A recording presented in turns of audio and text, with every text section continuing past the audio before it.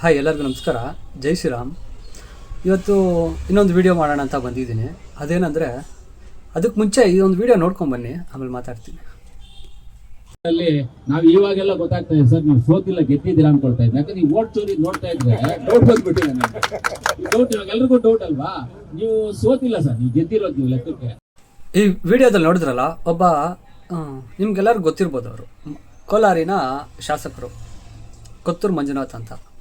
So ಇವ್ರು ಬಹಿರಂಗವಾಗಿ ಏನು ಹೇಳ್ತಾರೆ, ಕಳೆದ ಚುನಾವಣೆಯಲ್ಲಿ ಸೋತ ಅಭ್ಯರ್ಥಿಯನ್ನು ನೀವು ಗೆದ್ದಿದ್ದೀರಾ ಅಂತ ಒಬ್ಬ ಬಹಿರಂಗವಾಗಿ ಹೇಳಿಕೆ ಕೊಡ್ತಾರೆ. ಅಂದರೆ ಅದಕ್ಕೇನು ಅರ್ಥ ಇದೆ?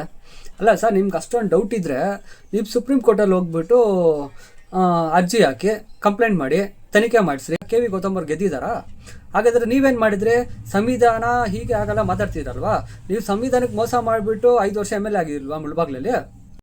ನಕಲಿ ಜಾತಿ ಪ್ರಮಾಣ ಪತ್ರ ಕೊಟ್ಬಿಟ್ಟು 5 ವರ್ಷ ಮುಳ್ಬಾಗ್ಲೇ MLA ಆಗಿದ್ರಿ. ಆವಾಗ ನೀವು ಸಂವಿಧಾನಕ್ಕೆ ಮೋಸ ಮಾಡಲಿಲ್ವಾ?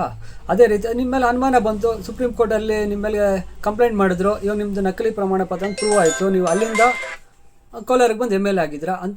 ಈ ಥರ ಅಷ್ಟೆಲ್ಲ ನೀವು ಮಾಡಿಬಿಟ್ಟು ನೀವು ಇಲ್ಲಿ ಬಂದುಬಿಟ್ಟು ಸಂವಿಧಾನ ಪ್ರಕಾರ ಒಂದು ಚುನಾವಣಾ ಪ್ರತಿನಿಧಿ ಚುನಾವಣೆಯಲ್ಲಿ ಗೆದ್ದಿದ್ದಾರೆ, ಗೆದ್ದಿರೋರನ್ನ ನೀವು ಇಲ್ಲ ಅವ್ರು ಸೋತೋಗಿದ್ದಾರೆ, ಸೋತಿರೋರು ಗೆದ್ದಿದ್ದಾರೆ ಅಂತ ಏನಿದೆ ಸರ್ ಅರ್ಥ? ನಿಮ್ಮ ಮೇಲೆ ತುಂಬ ಅಭಿಮಾನ ಇದೆ, ವಿಶ್ವಾಸ ಇದೆ. ನೀವು ಈ ರೀತಿ ಎಲ್ಲ ನಿಮ್ಮ ಹೈಕಮಾಂಡ್ನ ಮೆಚ್ಚೋದಕ್ಕಂತ ಈ ರೀತಿ ಎಲ್ಲ ಸ್ಟೇಟ್ಮೆಂಟ್ ಕೊಡಬೇಡ್ರಿ. ಯಾಕಂದರೆ ನೀವು ಒಬ್ಬ ಸಚಿವರಾಗಬೇಕಂತ ಆಕಾಂಕ್ಷೆ ಇರುತ್ತೆ. ಇವಾಗ ನಮ್ಮ ಕರ್ನಾಟಕ ರಾಜ್ಯದಲ್ಲಿ ಏನಾಗಿದೆ ಅಂದರೆ, ಸಚಿವರಾಗಬೇಕಾದ್ರೆ ವಿರೋಧ ಪಕ್ಷನ ಬೈಬೇಕು, ಮತ್ತು ನಿಮ್ಮ ಕಾಂಗ್ರೆಸ್ನ ಹೈಕಮಾಂಡ್ನ ಮೆಚ್ಚಿಸ್ಬೇಕು. ಸೊ ಹಾಗಾಗಿ ನೀವೆಲ್ಲ ಈ ಥರ ಸ್ಟೇಟ್ಮೆಂಟ್ ಕೊಡ್ತೀವಿ. ದಯವಿಟ್ಟು ಒಬ್ಬನ ಮೆಚ್ಚೋದಕ್ಕೋ ಇಲ್ಲ ನಿಮ್ಮ ಸ್ವಾರ್ಥಕ್ಕೋ ಈ ಥರ ಸ್ಟೇಟ್ಮೆಂಟ್ ದಯವಿಟ್ಟು ಕೊಡಬೇಡಿ.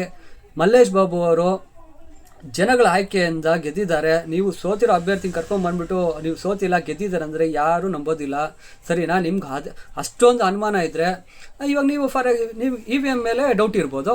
ನೀವು EVM ಮಿಷಿನ್ ಹೇಳ್ತಾನೆ ಸರ್ ಗೆದ್ದಿರೋದು, ನೀವು ಸೋತೋಗ್ರಿ ಅಂತ ನೀವು ಎಲೆಕ್ಷನ್ ನೀವು ಗೆದ್ದಿರೋರಲ್ಲ. ಇವಾಗ ಕರ್ನಾಟಕದಲ್ಲಿ ಎಷ್ಟು ಜನ, 136 ಜನ ಏನೋ ಗೆದ್ದಿರಲ್ಲ, ಎಲ್ಲ ರಾಜೀನಾಮೆ ಕೊಟ್ಬಿಡಿ. EVM ಮೇಲೆ ನಮ್ಗೆ ನಂಬಿಕೆ ಇಲ್ಲ ಅಂದ್ಬಿಟ್ಟು ಮತ್ತೆ ಬ್ಯಾಲೆಟ್ ಪೇಪರ್ ಎಲೆಕ್ಷನ್ ಮಾಡೋಕ್ಕೆ ಹೇಳಿ.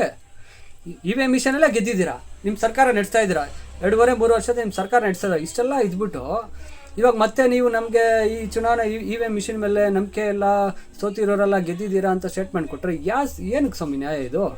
ಸ್ವಲ್ಪ ಇದ್ರ ಬಗ್ಗೆ ಗಂಭೀರವಾಗಿ ಆಲೋಚನೆ ಮಾಡಿ. ಏನಾದರೂ ಒಂದು ಹೇಳಿಕೆ ಕೊಡೋಕ್ಕೆ ಮುಂಚೆ ನಿಮ್ಮನ್ನು ರಾಜ್ಯದ ಜನ, ನಮ್ಮ ಜಿಲ್ಲೆಯ ಜನ ನೋಡ್ತಾ ಇರ್ತಾರೆ.